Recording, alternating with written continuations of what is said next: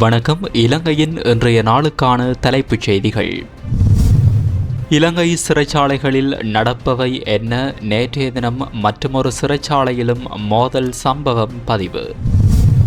சிறைச்சாலை மோதல்களுக்காக அமைச்சரை குறை கூறுவதில் எந்த நியாயமும் இல்லை. முன்னாள் அமைச்சர் கடும் முழக்கம்.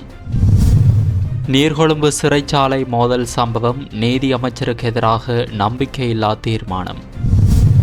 தனக்குத்தானே தண்டனை கொடுத்த இளைஞன். மட்டக்களப்பு கல்லடி பாலத்தில் நேற்றைய தினம் நடந்தது என்ன? யூடியூப் லைக் மூலம் பணம் சம்பாதிக்கலாம் என்ற குறுஞ்செய்திகளில் பெரும் மோசடி. பொதுமக்களுக்கு போலீசார் எச்சரிக்கை. நீர்கொழும்பு சிறைச்சாலை மோதலில் உயிரிழந்த 8 அதிகாரிகளுக்கு பதவி உயர்வு. அரிசியை பயன்படுத்தி புதிய உற்பத்திகள். ஜனாதிபதி எடுத்த அடுத்த நகர்வு. ஒட்டி பிறந்த இரட்டையர்கள் வெற்றிகரமாக பிரிப்பு. பேராதனையில் வரலாற்று சாதனை. பிரேசில் சுற்றுலா பயணியை பணைய கைதியாக வைத்து பணம் பறிக்க முயன்ற 3 கைது. இதுபோன்ற உறுதிப்படுத்தப்பட்ட செய்திகளை தொடர்ந்தும் பெற்றுக்கொள்ள இப்போதே எமது உரிமை குரல் நியூஸ் சேனலை சப்ஸ்கிரைப் செய்து தொடர்ந்தும் இணைந்திருங்கள். இனி தொடர்பென விரிவான செய்திகள். கொழும்பு மெகசின் சிறைச்சாலையில் உள்ள 5 கைதிகளுக்கு இடையே மோதல் ஒன்று ஏற்பட்டுள்ள சம்பவம் நேற்றைய தினம் இடம்பெற்றுள்ளது.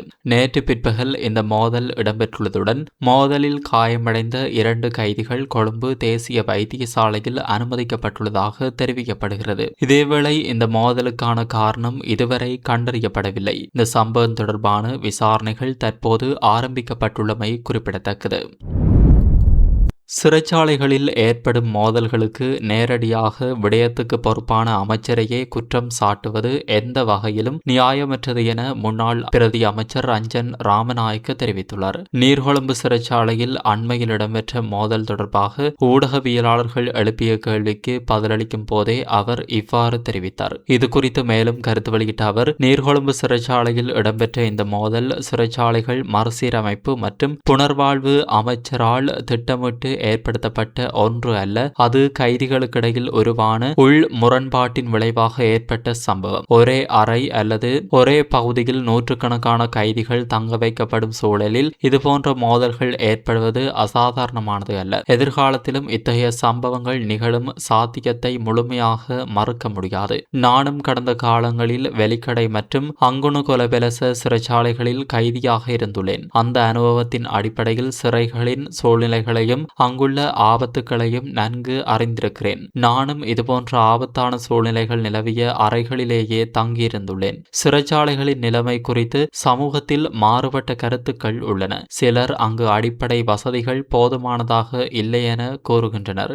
மற்றொருபுறம் சிறைச்சாலை என்பது 5 நட்சத்திர ஹோட்டல்கள் அல்ல என்பதையும் சிலர் வலியுறுத்துகின்றனர். எனினும் இந்த சம்பவத்திற்கு பொறுப்பை அரசாங்கமும் சம்பந்தப்பட்ட அமைச்சரும் ஏற்றுக்கொண்டிருப்பது பாராட்டத்தக்கது. இலங்கையில் உயிர்த்த ஞாயிறு தாக்குதல் போன்ற மிகப்பெரிய பேரழிவுக்கு கூட இதுவரை யாரும் அரசியல் பொறுப்பை ஏற்காத நிலையில் இந்த சம்பவத்திற்கு பொறுப்பேற்கிறேன் என்று அமைச்சர் வெளிப்படையாக கூறியிருப்பது துணிச்சலான செயல். வெளிநாடுகளில் ஏதேனும் அசம்பாவிதங்கள் நிகழும் போது அரசியல் தலைவர்கள் பொறுப்பேற்கும் நடைமுறையை நாம் காண்கிறோம். அதுபோலவே இந்த விவகாரத்தில் அமைச்சர் பொறுப்பை ஏற்றுக்கொண்டிருப்பது அவரது நேர்மையையும் பொறுப்புணர்வையும் வெளிப்படுத்துகிறது. அதை நான் மதிக்கிறேன் என ரஞ்சன் ராமநாயக்க தெரிவித்துள்ளார்.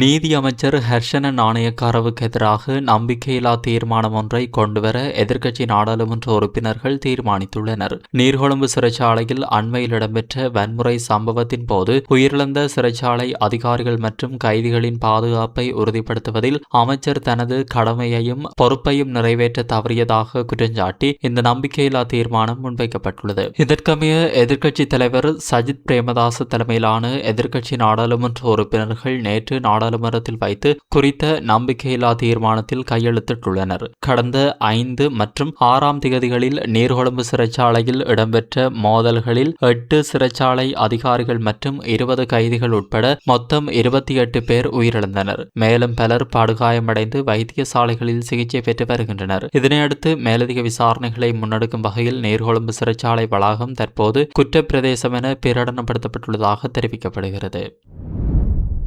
மட்டக்களப்பு கல்லடி பாலத்தின் மீது நேற்று நண்பகல் நபர் ஒருவர் தனது கழுத்தை தானே அறுத்து கொண்ட சம்பவம் ஒன்று இடம்பெற்றுள்ளது. இந்த சம்பவத்தில் சுமார் 35 வயது மதிக்கத்தக்க குறித்த நபர் கூறிய பிளேட்டினால் தனது கழுத்தை அறுத்து கொள்ள முயன்றதை கல்லடி பாலத்தில் கடமையில் இருந்த போலீசார் அவதானித்துள்ளனர். இதனையடுத்து உடனடியாக விரைந்து செயல்பட்ட போலீசார் குறித்த நபரை தடுத்து நிறுத்தி காப்பாற்றியுள்ளனர். எனினும் கழுத்தில் ஏற்பட்ட பலத்த காயம் காரணமாக அதிகளவில் இரத்தப்போக்கு ஏற்பட்ட நிலையில் அவர் உடனடியாக மட்டக்களப்பு போதனா வைத்தியசாலையில் அனுமதிக்கப்பட்டதாக தெரிவிக்கப்படுகிறது. இந்த சம்பவத்தை தொடர்ந்து கல்லடி பாலத்தில் சில மணி நேரம் போக்குவரத்து நெரிசல் ஏற்பட்டதுடன் அப்பகுதியில் பரபரப்பான மற்றும் பதற்றமான சூழ்நிலையும் நிலவியிருந்தமை குறிப்பிடத்தக்கது.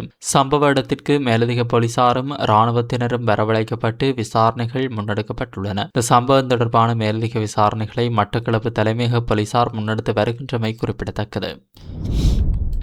யூடியூப் காணொளிகளுக்கு லைக் செய்வதன் மூலம் நாளொன்றுக்கு ஆயிரக்கணக்கான ரூபாய் வருமானம் ஈட்ட முடியும் என கூறி அனுப்பப்படும் குறுஞ்செய்திகள் நிதி மோசடிக்காக திட்டமிட்டு பரப்பப்படும் வலையின் ஒரு பகுதியாகும் என இலங்கை போலீசார் பொதுமக்களை எச்சரித்துள்ளனர். டெலிகிராம் உள்ளிட்ட சமூக ஊடக தளங்களூடாக இயங்கும் மோசடிக்காரர்கள் குறித்து மிகுந்த எச்சரிக்கையுடன் இருக்குமாறும் போலீசார் அறிவுறுத்தியுள்ளனர். எந்தவொரு முதலீட்டு வாய்ப்பிலும் அல்லது பணம் சம்பாதிக்கும் திட்டத்திலும் இணைவதற்கு முன்பு அதன் நம்பகத்தன்மையை ஆராய்ந்து பொது அறிவை பயன்படுத்தி கவனமாக முடிவெடுக்குமாறு பொதுமக்களிடம் கேட்டுக் கொள்ளப்பட்டுள்ளது. குறிப்பாக ஒரு யூடியூப் காணொளிக்கு லைக் செய்வதற்காக 500 ரூபாய் அல்லது அதற்கு மேற்பட்ட தொகை வழங்கப்படும் என கூறப்படும் சலுகைகள் நிதி மோசடி திட்டங்களின் ஒரு பகுதியாக இருக்கக்கூடும் என்பதால் அவற்றை நம்பி தனிப்பட்ட தகவல்கள் அல்லது பணத்தை வழங்க வேண்டாம் என போலீசார் வலியுறுத்தியுள்ளனர்.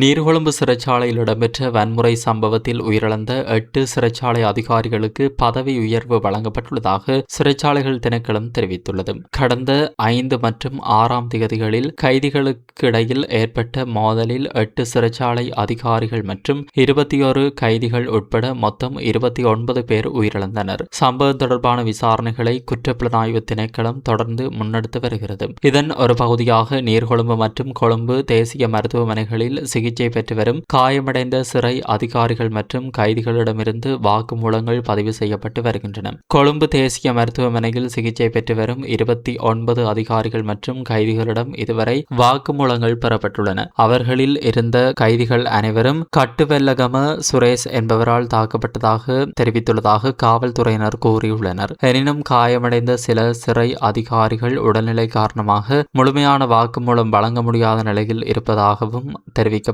இதற்கிடையில் உயிரிழந்த 2ஆம் வகுப்பு சிறை காவலர் SHS சந்திரவன்ச 1ஆம் வகுப்பு சிறை காவலராக பதவி உயர்வு பெற்றுள்ளதுடன் ஏனைய உயிரிழந்த சிறை காவலர்கள் சார்ஜென்ட் பதவிக்கு உயர்த்தப்பட்டுள்ளதாகவும் சிறைச்சாலைகள் திணைக்களம் தெரிவித்துள்ளது. பாதுகாப்பு காரணங்களால் நீர்கொழும்பு சிறைச்சாலையின் பெண்கள் பிரிவில் இருந்த அனைத்து கைதிகளும் நேற்றைய தினம் பிற சிறைச்சாலைகளுக்கு மாற்றப்பட்டுள்ளனர். அதேவேளை மோதலில் படுகாயமடைந்து கொழும்பு தேசிய மருத்துவமனையில் சிகிச்சை பெற்று வந்த சார்ஜென்ட் கமகே ஒவாலி சிகிச்சை பலனின்றி உயிரிழந்த நிலையில் அவரது உடல் நேற்றைய தினம் கம்புருவிட்டியாவில் உள்ள இல்லத்திற்கு கொண்டு செல்லப்பட்டது. மற்றொரு உயிரிழந்த அதிகாரியான சார்ஜென்ட் ருவன் திலகசிறியின் இறுதிச் சடங்குகள் நேற்று பிற்பகல் அம்பஹகாவெவ பொதுமையானத்தில் நடைபெற்றதாகவும் தெரிவிக்கப்படுகிறது.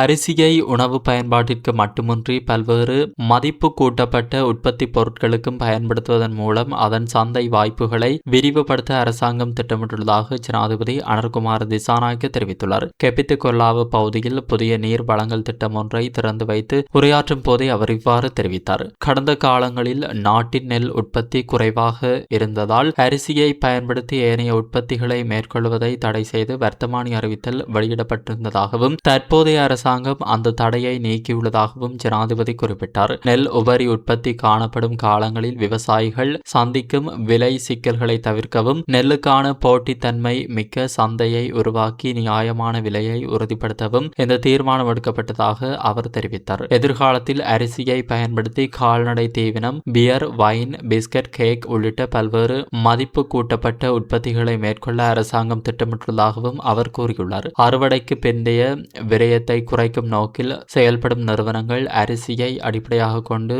தயாரிக்கக்கூடிய பல உணவு மற்றும் பான பொருட்களை ஆராய்ச்சி மூலம் அடையாளம் கண்டுள்ளதாகவும் அவற்றை விரைவில் வணிக ரீதியாக சந்தைக்கு அறிமுகப்படுத்த நடவடிக்கை எடுக்கப்படும் என்றும் ஜனாதிபதி தெரிவித்தார். இதன் மூலம் பாரம்பரிய அரிசி ஆலை உரிமையாளர்களுடன் சேர்ந்து கால்நடை தீவன, பிஸ்கட் மற்றும் பான உற்பத்தியாளர்களும் நெல் கொள்வனவில் ஈடுபடுவதால் சந்தை போட்டி அதிகரித்து விவசாயிகளுக்கு தங்களது அறுவடைக்கு சிறந்த விலையை பெற்றுக்கொள்ள வாய்ப்பு உருவாகும் என்றும் அவர் சுட்டிக்காட்டியுள்ளார். இந்த புதிய சந்தை வாய்ப்புகளை கருத்தில் கொண்டு நெல் உற்பத்தியை அதிகரித்து சாகுபடியை விரிவுபடுத்துமாறு ஜனாதிபதி அனுர்குமார் திசாநாயக்க விவசாயிகளிடம் கேட்டுக்கொண்டார். ஒட்டி பிறந்த இரட்டையர்களை வெற்றிகரமாக பிரித்த வரலாற்று சிறப்புமிக்க அறுவை சிகிச்சை ஒன்று பேராதனையில் மேற்கொள்ளப்பட்டுள்ளதாக தெரிவிக்கப்படுகிறது. பேராதனை போதனா வைத்தியசாலை, ஸ்ரீ மாவோ பண்டாரநாயக்க விசேட குழந்தைகள் வைத்தியசாலை மற்றும் பேராதனை பல்கலைக்கழக மருத்துவ பீடத்தை சேர்ந்த நிபுணர் மருத்துவர்கள் குழுவினரால் இந்த சிக்கலான அறுவை சிகிச்சை மேற்கொள்ளப்பட்டது. அதன்படி ஒட்டி பிறந்த இரட்டையர்களான லினுலி தருல்யா மற்றும் லித்துலி மனுல்யா ஆகியோர் வெற்றிகரமாக தனித்தனியாக பிரிக்கப்பட்டுள்ளனர். மாவனெல்லை அரநாயக்க பகுதியை சேர்ந்த இந்த இரட்டையர்கள் 2021 ஆண்டு பிறந்ததிலிருந்து மருத்துவ நிபுணர்களின் தொடர்ச்சியான கண்காணிப்பில் இருந்து வந்துள்ளனர். இறுதிக்கட்ட பிரிப்பு அறுவை சிகிச்சையை மேற்கொள்வதற்கு முன்னர் மருத்துவ குழுவினர் பல ஆண்டுகளாக விரிவான மருத்துவ ஆய்வுகள், திட்டமிடல்கள் மற்றும் தேவையான சிகிச்சை நடைமுறைகளை முன்னெடுத்திருந்ததாக தெரிவிக்கப்படுகிறது. இலங்கையில் மேற்கொள்ளப்பட்ட மிக சிக்கலான குழந்தை மருத்துவ அறுவை சிகிச்சைகளில் ஒன்றாக கருதப்படும் இந்த நடவடிக்கையின் மூலம் இரு குழந்தைகளும் வெற்றிகரமாக தனித்தனி வாழ்க்கையை